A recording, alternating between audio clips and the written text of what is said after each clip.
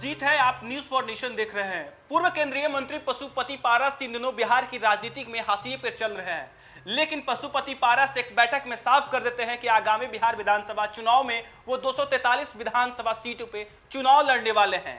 कार्यकर्ताओं के साथ बैठक में पशुपति पारस का कहना है कि हम पूरे बिहार का भ्रमण करेंगे, गांव-गांव घूमेंगे, पंचायत स्तरों पर जो है हम लोगों से मुलाकात करेंगे। आपको बता दें, एनडीए का हिस्सा रहे पशुपति पारस को इन दिनों जो है बिहार की राजनीति में हाशिए पे देखा जा रहा है। बीते दिन ही उनका सरकारी जो दफ्तर था वो खाली करा दिया गया, जिसके बाद जो दफ्तर है वो चिराग पासवान को दे दिया गया। बता दें, चिराग पासवान केंद्रीय मंत्री हैं। 5 सांसदों वाली चिराग पासवान की पार्टी एनडीए के साथ है, लेकिन लोकसभा चुनाव में पशुपति पारस की गुट की जो पार्टी है, राष्ट्रीय लोक जनशक्ति पार्टी, उन्हें एक भी सीट नहीं दिया गया। हालांकि पशुपति पारस लोकसभा चुनाव से पहले नाराज होते हैं, केंद्रीय मंत्री पद से इस्तीफा देते हैं, लेकिन एनडीए के नेताओं के मुलाकात के बाद पशुपति पारस एनडीए के लिए प्रचार प्रसार करते हैं।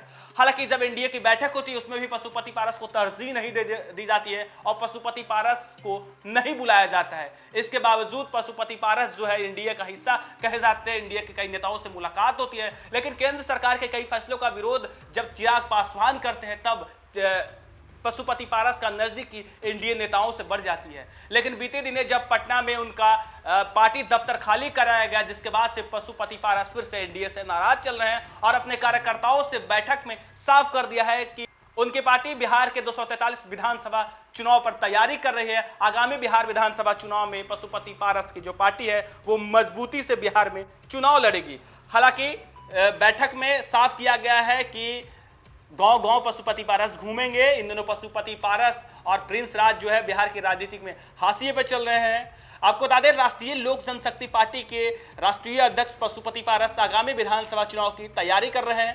पार्टी सभी 243 सीटों पर चुनाव लड़ेगी। पारस ने पार्टी कार्यकर्ताओं की बैठक बुलाई और संगठन को मजबूत करने के निर्देश दिए।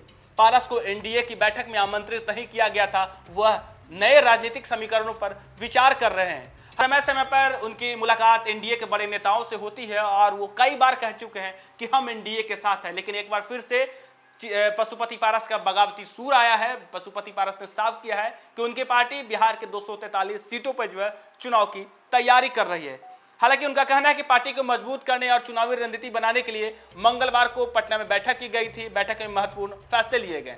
बैठक में पार्टी के नेताओं ने सभी ने 243 विधानसभा सीटों पर चुनाव लड़ने का संकल्प लिया है। बैठक में पशुपति पारस ने कहा कि आज की बैठक पार्टी के भविष्य की रणनीति और संगठन को मजबूत बनाने के लिए बुलाई गई है। हमारी पार्टी राज्य की 243 विधानसभा सीटों पर संगठन को मजबूत करने की तैयारी कर रही है। रालोसपा राज्य में हर राजनीतिक स्थिति को चुनौती का डटकर सामना करेगी।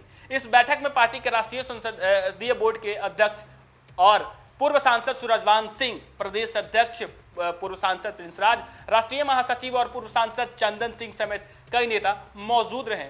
पारस के करीबी सूत्रों का कहना है कि वह एनडीए से अलग नए समीकरण पर विचार कर रहे हैं। 2021 में नरेंद्र मोदी के मंत्रिमंडल में पारस को मंत्री पद मिला था, लेकिन 2024 लोकसभा चुनाव में उन्हें पहले की स्थिति में ला दिया गया, यानी वो कमजोर स्थिति में पड़ गए। उन्हें केंद्रीय मंत्रिमंडल से इस्तीफा दे दिया।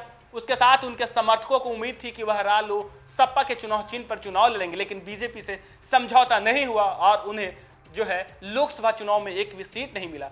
दूसरी तरफ चिराग पासवान की पार्टी लोजपा रामविलास ने पिछले चुनाव में सही 5 सीटों पर जीत हासिल की। चिराग पासवान शुरू में केंद्र सरकार के फैसलों का आलोचना कर रहे थे, लेकिन अमित शाह से मुलाकात के बाद उनके तेवर नरम पड़ गए। उन्होंने राजग के साथ यानी एनडीए के साथ अटूट संबंध की बात कही और मुख्यमंत्री नीतीश कुमार की तारीफ भी की। दरअसल पारस को नीतीश कुमार से उम्मीद थी कि सरकारी आवास से रालोसपा को बेदखल करने के फैसले में उम्मीद थी, पर पानी फिर गया। उनकी उम्मीद थी कि नीतीश कुमार राष्ट्रीय लोक जनशक्ति पार्टी का जो सरकारी कार्यालय था उसे नहीं छीना जाएगा, लेकिन बीते दिन ही पशुपति पारस के राष्ट्रीय लोक जनशक्ति पार्टी का सरकारी कार्यालय जो है वो छीन लिया गया और पशुपति पारस यानी के भतीजे चिराग पासवान को उसकी चाबी सौंप दी गई।